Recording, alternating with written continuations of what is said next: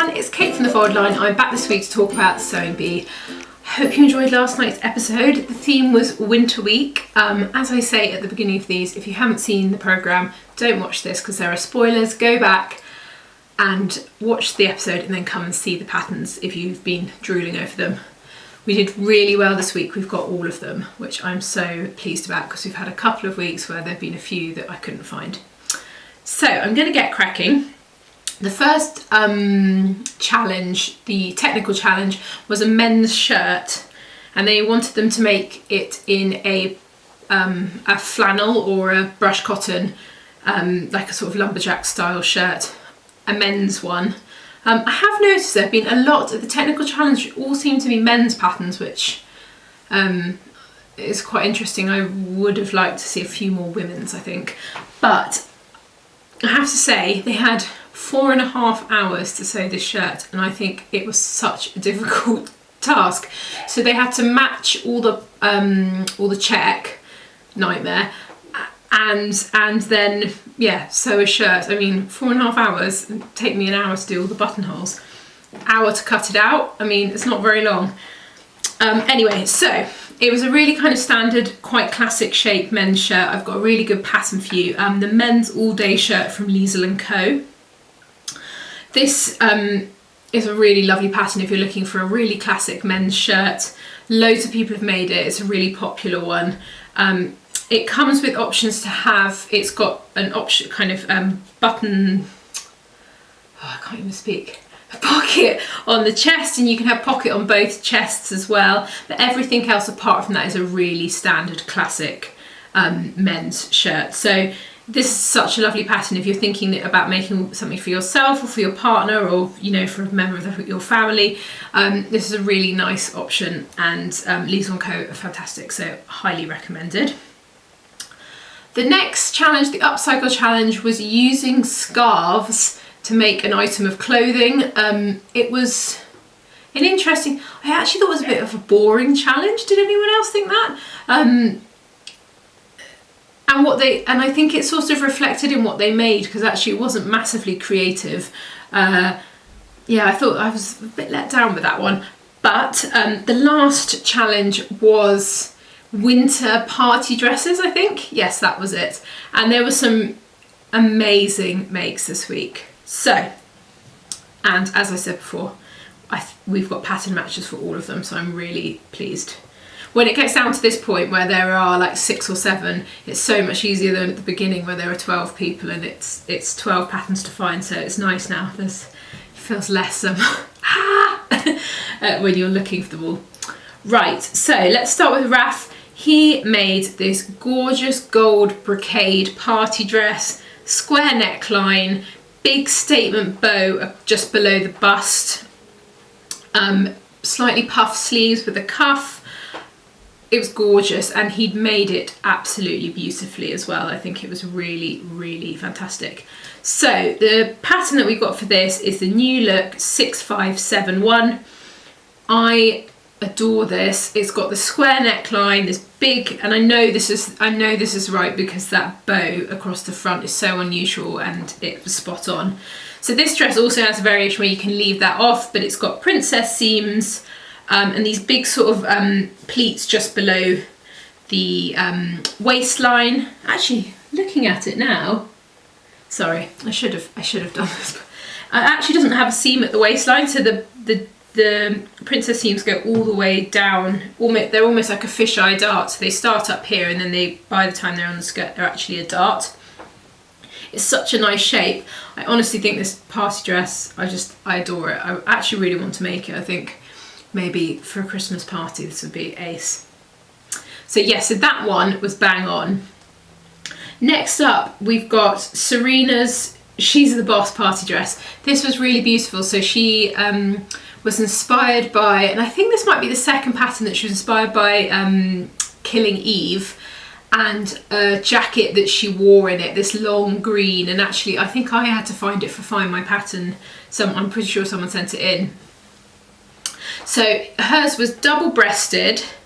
It had these massive statement sleeves, and it had this sort of dropped asymmetric hem at the bottom. the thing that was really beautiful about it is that it was sort of teal. I can't remember if it was a satin or a velvet. I think it was a sort of satin, and it arrived and it was, as we've all found with online ordering, it was slightly lighter weight than she wanted. So she actually bonded she bonded it to something to make it more heavyweight. And unfortunately, again, as we've all lived that nightmare, when you fully bond something and then you repress it again, she got some bubbles, which was just really sad because it was such a gorgeous make and the colour was amazing. So the pattern that she used was the McCall's 7977. I'm 90% sure that this is right. There was nothing else that's tailored, double-breasted, that shape. So the thing that she did to change it, to make these statement sleeves, is she added a dart at the top of the sleeve head, which creates that sort of really square kind of dramatic sleeve. The other thing she did is extended the front panel to make this sort of swooping curve. I thought it was really clever. I thought it was brilliant. So this pattern is fantastic if you're looking for something, because you can either wear it as a dress or you can wear it open as a jacket. I'm really sorry, this is awful. I'm now looking at the line drawing, which I'll admit I hadn't looked at, and there's actually a variation with the dropped hem. So I'll show you that so you can actually see that's what she used, and then she added a pleat in the sleeve. So sorry, I've got distracted.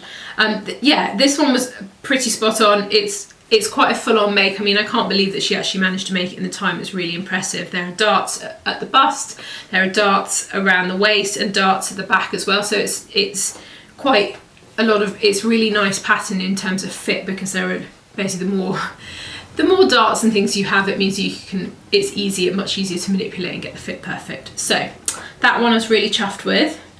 Next up we had Fairy Stretch Velvet Party Dress. This was gorgeous.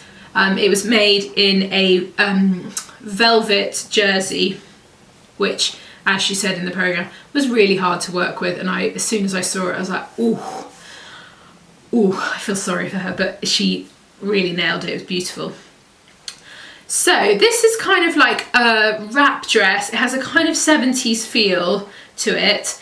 It took quite a lot of hunting. The thing that I needed to find, which I couldn't find, is that it had a raglan sleeve, which this pattern does have. So I'm pretty sure it's this.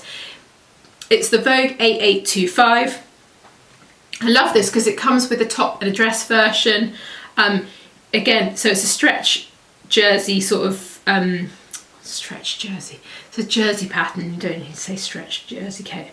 Sorry, I'm losing my mind today. So I'll show you the line drawing. I mean, I'm pretty sure it's this one. It's got all the pleating into the bust. It's got that big statement wrap. It's got the kind of bell-shaped sleeves, and it also comes with a pair of trousers as well. So you get two things for the price of one. And you can also shorten it to make it into sort of a tunic-y top.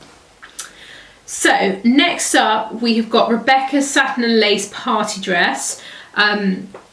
This was really kind of classic fit and flare with the kind of round neckline, little sleeves. The thing that made it slightly different because there's quite a few patterns like this, as you guys probably know, this sort of shape, was that instead of it being gathered in the waist, it had box pleats. So that was the thing that we kind of really focused on hunting for. And the pattern that we found is the New Look 6392. So I'm pretty sure, I'm nearly 100% sure, and actually if you look at version B on the line drawing and the little, I mean, she's even used the same fabrication. She's got a lace overlay with something underneath, which is the same as on the pattern cover. It's got the pleats, and yeah, I'm pretty sure that this is it. So yeah, we were really chuffed with that one because that's a nice one to find. Has a sleeve option, you know, all the things that you're looking for. So next up we had Andrew's bow sleeve party dress. Oh gosh, Andrew, he had a bad time. So anyone else who saw this, it's quite a simple sort of shift dress shape. I think it had darts in the back of the dress that sort of added the kind of core shaping, but it was quite a relaxed fit. The thing that its statement piece was it had these big bows on the sleeve, and as soon as the models started walking, she knocked one of them off, which I almost wanted to cry at for him, because it's just one of those moments you're like, no. But this is definitely the pattern. I saw a little sneak peek of the picture of the cover, so that was what I focused on, so I managed to double check that, you know, pattern detective work. So it's the Vogue 9325. This is such a lovely pattern actually. So as I was saying, quite a relaxed fit shift. It's got a big, it's got darts in the back, kind of like fisheye darts that add the shaping, but it's really simple, and then it's got these sort of statement sleeves with a big bow.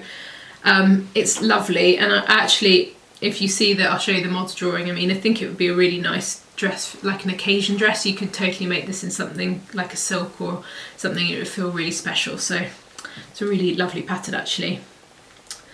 And last but not least is Damien's zip up and down party dress. God, the names for their outfits are hilarious. So this was gorgeous. It was like a sort of pencil dress.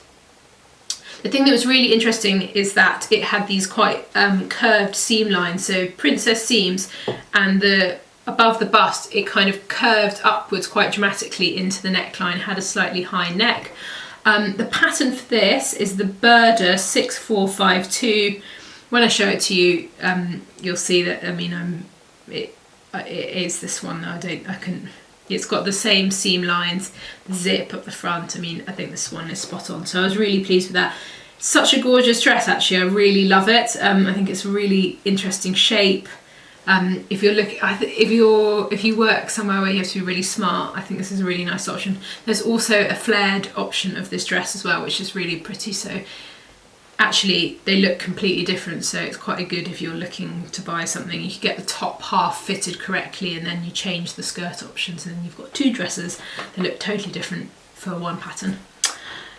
That is it for us this week. We'll be back soon with another video. We'll see you next week for another roundup of the sewing bee. Bye.